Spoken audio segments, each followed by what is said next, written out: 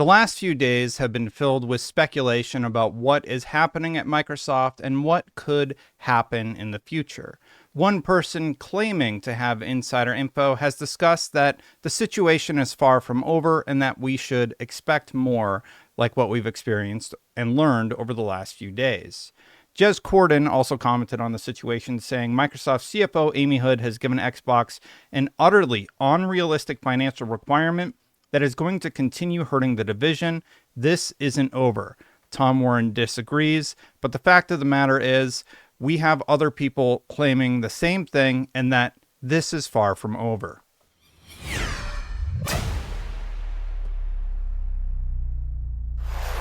So all of this began as a somewhat credible leaker, Sneakers SO, posted the following over on NeoGAF. Now, I know, if you'll humor me, we're actually going to go through and see what this user said because it was picking up a little bit of traction online, but tinfoil hats on, I always report this stuff as rumor. Even if Jez is leaking it or anybody who you think might be credible, I always report this stuff as rumor because we never know what's real and what's not. But let's have some fun and dive into this. He said, if folks knew how bad things actually are, we're going to get into what his claims are in just a second, but here's a little taste. The contingency plan for projects that are making it out the other end of this is to supplement the loss of manpower and experience by training management of all levels on proper applications of Copilot/ChatGPT, videos on how to prompt LLMs for asset, and new potential workflows are being produced as we speak. In layman terms, the expectation is the surviving projects will come out on timetables now at lower budget levels and at quality levels that were established before the cuts. Also, this is not the last round of layoffs for Xbox game studios by a long shot. Now, unfortunately, I have to agree with him on that front. I don't think this is the end. Microsoft has indicated that we are going to hear more in the weeks and months to come. So unfortunately, we will hear more about this. Now, let's hear from the sponsor of today's video. You know what I like? Added protection. And with the sponsor of this video, Surfshark, I can browse the internet while keeping my online security and privacy intact. Surfshark is an award-winning VPN that helps secure your connection 24/7, keep your data private, and can go a step further to protect your devices with their Surfshark antivirus protection. Traveling and using public Wi-Fi, your data can get exposed, but Surfshark can help prevent that from happening, going so far as to notify you should your data ever be discovered online. And because you can have access with unlimited devices, they will always have you covered. If you want to try it out, you can do so by using my unique code or by clicking the link in the description below. Just go to surfshark.com/Destin or use code Destin at checkout to get 4 extra months of Surfshark VPN. So give it a try and add the Surfshark level of security that you deserve. Now, here's the crazy thing about this whole story, and a big thank you to Surfshark for sponsoring this video. Unfortunately, I'm a little less excitable right now given the news. Here's what he said about the profitability of the company, and honestly, this sort of checks out. I have been told in clear terms that outside of a few quarters in the second half of the 360's life cycle, the only time Xbox has operated at something resembling profitability was after Activision Blizzard King's earnings were integrated into their reporting. As somebody who follows the financial reports of Microsoft quite closely, that's actually true. I think there was maybe only one quarter where there was a decrease year over year, but that actually checks out, which would mean Xbox has largely been safe because they purchased Activision Blizzard of all things. Let's continue reading what he says. It's not hyperbole to suggest that Xbox as a division likely would have become simply Microsoft Gaming as a brand and had all of their hardware positions folded over, with a handful of software studios, think Mojang tier, remaining on the studio front had the Activision Blizzard King merger not gone through. Based on the convos I've had, I think the future of Xbox overall is likely a combination of a handful of teams at the tier of Blizzard, COD, and Minecraft, with a slow bleed of every other team and studio slowly dying off as layoffs and budget cuts reduce everything as time marches forward. Now, that's quite a pessimistic outlook. I would be quite shocked if they managed to do that. But then again, I am quite shocked given the news that we've been hearing about today, because it means that the layoffs are going to get not just bad, they're going to get way worse than what we've seen today. So time's going to tell on that one, but I certainly hope he's wrong in that assumption. The reason why so much effort is being poured into maintaining the charade is because there's a 10 to 20 million user base of very diehard users who all have an absurdly high likelihood of maintaining their higher tiers of Game Pass subscriptions through this. They want to maintain that revenue stream as long as possible, while they, over time, restructure Xbox into a far leaner endeavor that focuses on a handful of mega projects. Now, honestly, I don't think that's the worst idea, but restructuring equals firing a whole lot of people. And as we discovered the other day, mega franchises, even like Forza Motorsport, are not safe. These cuts are going to go on for a much longer while. And the sad part is, if the gaming community finally said enough is enough and just all chose to divest, and to be honest, it's hard to argue we're not already there given how returns have been outside of ABK the last couple of years, Microsoft would just expedite the process and close off even more teams now. To them, whether someone like 343, now Halo Studios, makes Halo versus just outsourcing it out is just semantics to them. Plus, Halo hasn't been Halo since Bungie bought their way out. Microsoft is never going to have the come to Jesus moment that media mouthpieces keep claiming, just around the corner for the team for Xbox. And yeah, it has certainly felt like, oh, this time's going to be the time before you get a swift kick in the nuts like you do with all these layoffs. So I absolutely hear where he's coming from on that one. And on 343/Halo Studios, whatever that studio has become, there have been a lot of insider reports that state that they have had a lot of freelancers working on Infinite, and that has created major problems for them. So I have to wonder if the full-time employee versus freelancers are hitting a tipping point internally. Granted, keep in mind, this is all just tinfoil hat theories at this point. And here's the one that sort of gave him a little bit more credibility in my mind. He said the following: Wednesday at 3:11 p.m., when it begins to come out just how effing incredible the title he was working on was that got axed today. That game had some of the best reactions from folks who played it as playtest for an MP-focused title that I'd heard from in years. It takes an absolute truckload to have folks heap praise on an MP playtest in modern times. This game would have been spectacular. Obviously, hindsight's 2020. Edit.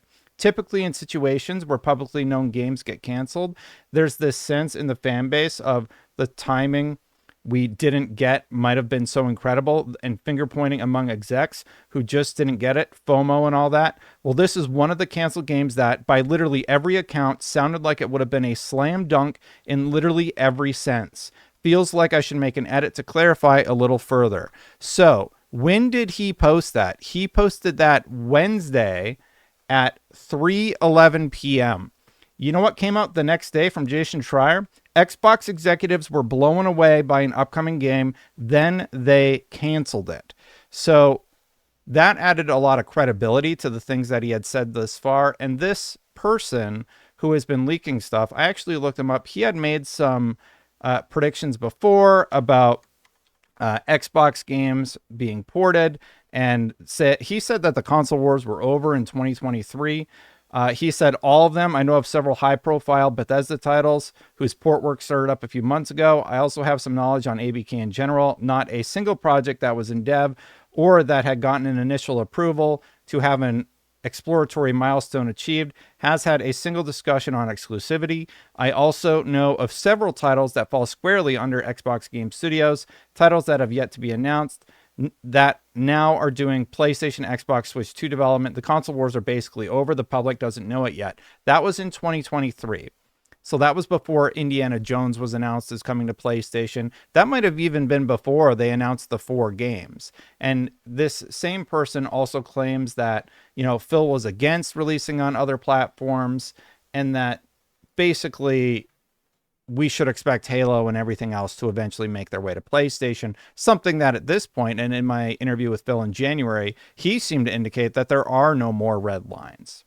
He continues on just talking a little bit about the console and where we're going. I don't feel like anyone has really dived into the business realities of this device, speaking of the handheld, both for the device itself and for the expectations the team Xbox is placing on this and what it actually means for the Xbox platform. From what I have gathered, I think if anyone thinks that Xbox or Microsoft themselves expect this thing to take off, allow me to dash that notion here and now. And again, yeah, it's not about the handheld, it's about the future. The Xbox OS, and by extension, Xbox as a SKU in general, has always been at odds with Windows as an operating system. SteamOS and the advent of PC handheld devices changed all this, though. Steam Deck, and more specifically SteamOS, is honestly positioned to basically steal from Microsoft this massive PC user base that depends on an operating system to run their games. This SteamOS stuff is something I highlighted last year, but hearing about this as a potential threat has only increased in recent times internally. So why go this route then? It's a simple answer. It's basically an effort to gradually kill off the Xbox OS SKU / line of releases. It'll be the first console from Xbox where you don't have to produce an Xbox OS SKU of a game in order to be available on that platform. Now, I believe he's talking about the handheld and then the future console, but he used the word console, so I'm sure everybody's going to be all riled up about that. Continuing on though, I just wanted to show how much gaming brings in. So here's a website I found. It's they just did a nice little graph for the 2024 report. Windows, for some context, brings in 23.24 billion, or accounts for 9.48% of the company, and gaming counts for 21.5 billion, 8.77%. So they're already making comparable revenue to what the Windows platform does. Where does most of the revenue share by segment come from? 40%. Server products and tools are 97.73 billion. We have Windows Office System bringing in 54.88 billion. And then we have these other segments, Windows and gaming, coming in third place. So the fact that Satya Nadella is willing to basically say we have to cut into gaming and we have to do layoffs. And no, Phil Spencer obviously doesn't. Phil, Matt Booty, and Sarah Bond don't get a pass in that realm. So make no mistake that they are also held accountable, because these decisions are made by upper management. But at the end of the day, the buck stops with Satya when it comes to saying we need to downsize, we need to shrink this company. You're talking about a segment of the company that is basically the fourth largest segment of the company. And the strategy seems to be, like this user points out, to fold Windows and Xbox together, which I do think will streamline and make for some interesting content in terms of what we're able to play across devices. But also, it might be a smart move. Unfortunately, they're throwing the baby out with the bathwater, in my opinion. Valve is poised to turn SteamOS into something that basically upends the Windows OS gaming paradigm overnight. And he continues on. He talks about, why did he buy Activision? And he basically says there's a lot that can and should be said about what went down about Xbox after ABK was allowed to go through. Many were too focused on Kotick and the board wanting to sell and how profitable it was, and not what ABK themselves felt about where the direction had led them. Many folks conflated the sale going through due to the civil and potential criminal cases, and while it was a contributing factor, the larger issue was that ABK as a publisher was on the other side of their crested wave, and the board knew it. Bobby Kotick, for all the bad things people say about him, was not a stupid businessman. Maybe he knew that all of this was about to come crashing down and he wanted to get his parachute now.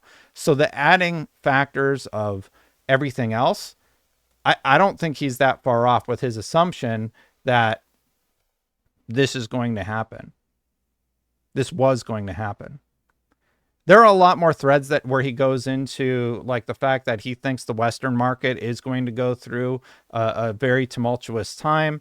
He does think that a lot of the efforts are going to basically be towards the Xbox OS and Windows OS wrapper being put forward. And overall, a dour look, saying as far as like nobody's safe basically at Microsoft, and especially in the game development side. I did make a post yesterday commenting that I'm a little surprised that hardware didn't get hit, because during all of the earnings calls, they repeatedly talk about how hardware is down. But the reason I highlighted this user is he called the Bethesda game before Schreier did, which kind of surprised me, and he's had some good calls in the past. And the picture he's painting is quite concerning. So already, I don't feel like I can trust Phil Spencer or Satya Nadella or anybody basically at Microsoft to put forward a plan that sticks. Phil Spencer saw this game months ago and then unceremoniously canceled this massive project that Matt Booty was basically saying, hey, we need more people on this project. We're funneling people into this project so that we have more hands on deck because we really believe in it. And then it's dead. Everwild makes sense. Perfect Dark kind of makes sense, even though we're hearing that that game had positive momentum. But this Bethesda game, Bethesda, the team that does ESO, that continually brings in capital and is just churning along like nobody's business, bringing in the company a ton of money, isn't allowed to take a shot at another game. I don't understand when your target's 2028, like really you had marketing coming up, and then launch, and then support, I suppose. Like, they don't want to invest in new IP like that. They just want to keep their head down. Maybe they saw such a profit margin of the Elder Scrolls remake, Elder Scrolls Oblivion, which was great, by the way, that they want to make more stuff like that. I don't know. I'm left very uncertain about the whole future of Microsoft, and I wanted to share this particular post with you today. And let me know your thoughts about this. Is this nonsense? Is this just, a NeoGAF thread that nobody should be on NeoGAF or whatever, even though that this leaker has had a few W's, so to speak. I don't know if you want to call them W's, but correct predictions. Let me know what you think in the comments below. Hit that subscribe button, hit that bell to know when my content goes live. Thank you so much for watching. I do greatly appreciate it. Thank you so much to the members, Chris Ferretti, Phil Aroni, Spingetter, and Aries EMS. Thank you so much for watching, as well as everybody else. If you want to support my work on this channel, you can do so at patreon.com/SafeStatePlus, or you can click that join button right there to become a member. If you want to see what happened with the earlier story, the one I reported yesterday, you can check it out right here. It's more about what has been transpiring since all of this kicked off. Learn more about Project Blackbird right now, and I'll see you for the next one. Bye for now, everybody.